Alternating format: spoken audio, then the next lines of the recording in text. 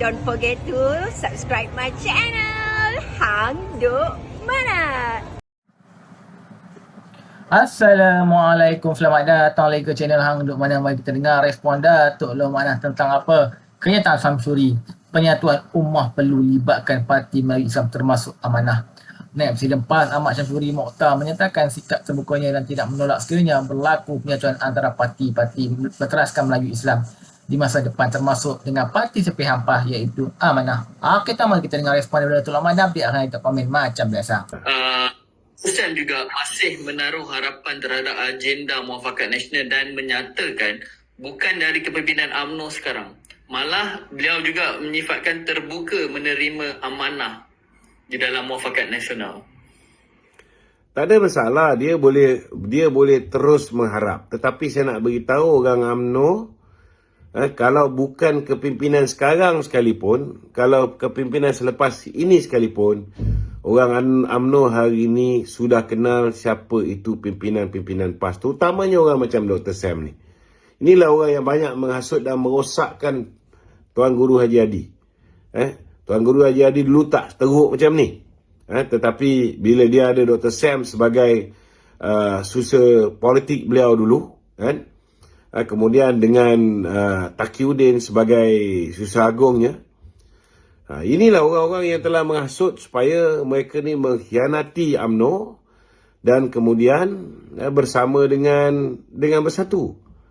Saya nak beritahu dengan tuan-tuan, kita ada pengalaman yang cukup pahit. Kita ingat bila kita hulurkan tadi kita punya tangan untuk menyambut persahabatan dengan PAS. Berapa ribu orang yang menangis dalam Dewan Merdeka di PWTC. Orang yang menonton di TV pun ramai yang sebab kerana berpuluh tahun kita dengan PAS bercakaran, akhirnya kita dapat disatukan.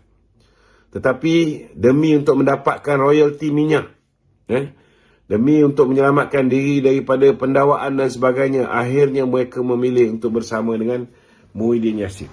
Mereka memilih untuk mengkhianati persahabatan baru, ukhuwah baru yang terjalin di antara UMNO dan juga PAS pada ketika itu.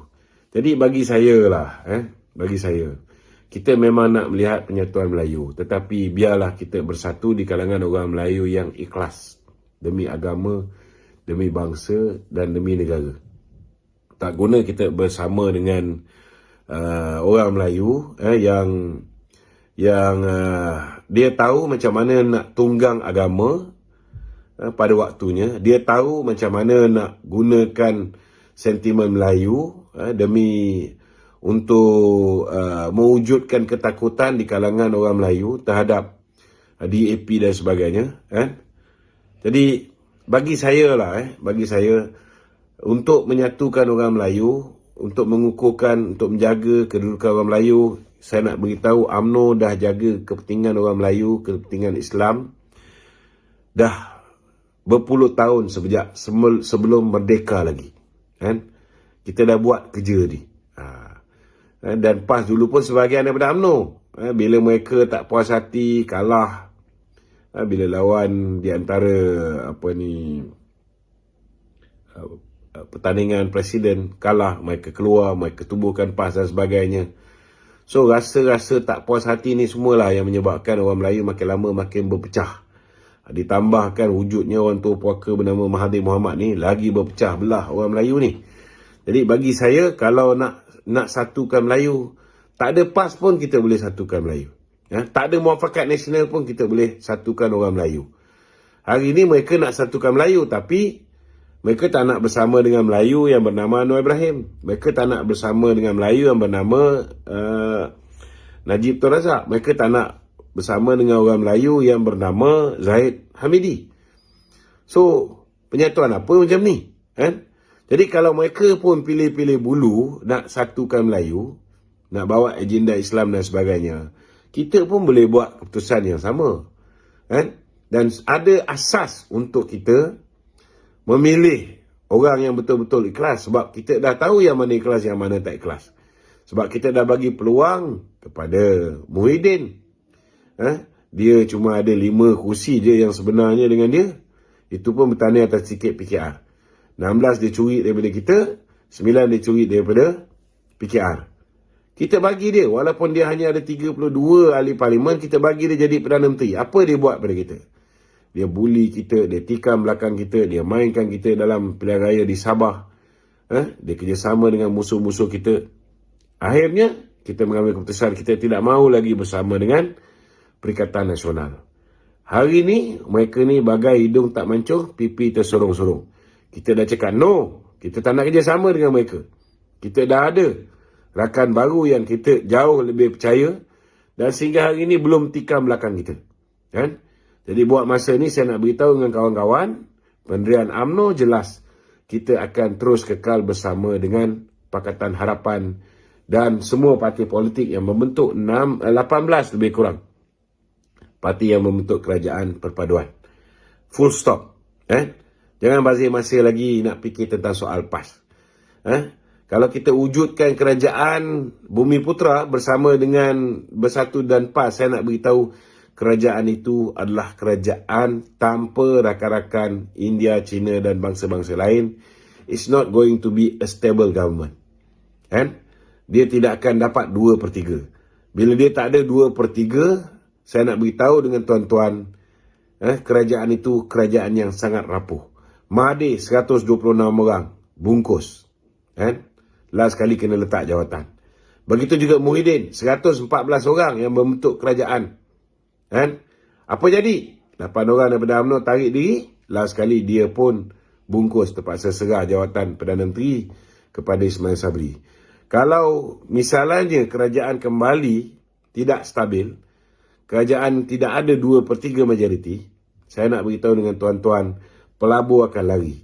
Dan bila pelabur lari, yang akan sengsara, yang paling ramai yang akan sengsara ialah 70% rakyat negara ini yang merupakan kaum Bumi Putra. Kalau nak tengok orang Melayu, orang Bumi Putra lingkup, bagilah kuasa balik kepada Muhyiddin.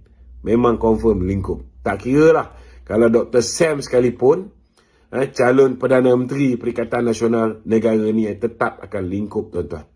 Tetap akan lingkup. Bila dia berada di Auckland, saya nak beritahu dengan saudara, rakyat negeri Terengganu azab berhadapan dengan banjir pun dia langsung tak ada rasa hati nak balik ke tanah air.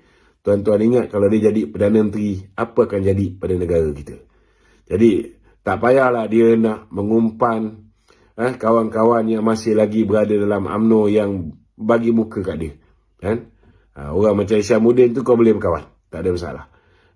Orang macam KJ pun kau boleh berkawan, tak ada masalah. Kalau satu hari nanti dia kembali ke dalam UMNO, kau doalah supaya dia tarik kau untuk bersama dalam kerajaan dia.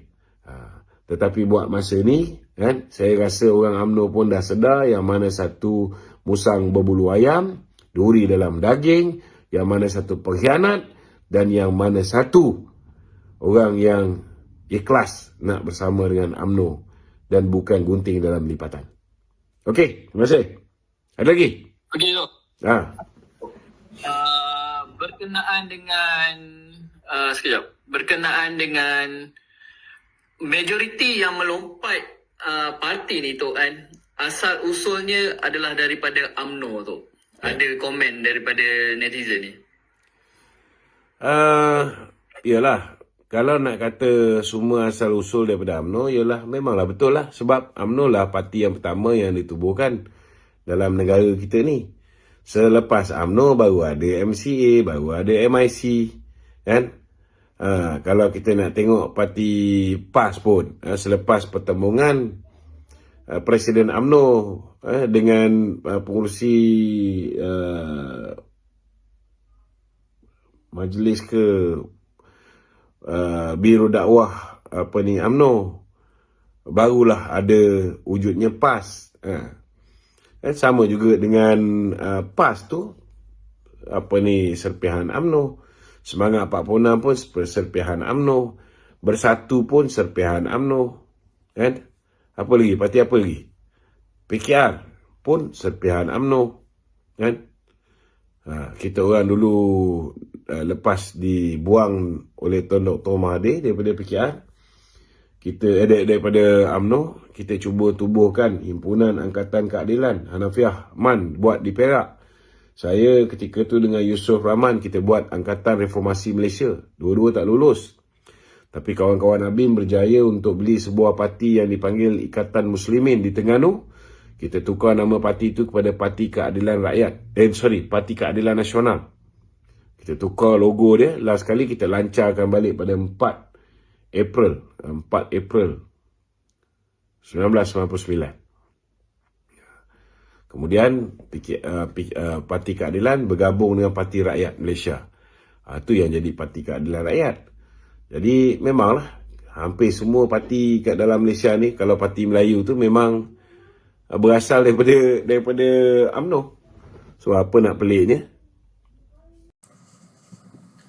Kita saya baca detail lagi. Pada masa kita perlu menjadi sangat dinamik dalam berpolitik dalam negara ini. Tidak ada dalam politik ini bermusuh selama-lamanya atau tidak ada rakan selama-lamanya. Katanya dalam podcast Keluar Sekejap bersama Khairi Jamuddin dan Syahril Hamdan. Tuan, mari terus menyokong kajian perpaduan dan PMA Anwar Ibrahim. Assalamualaikum.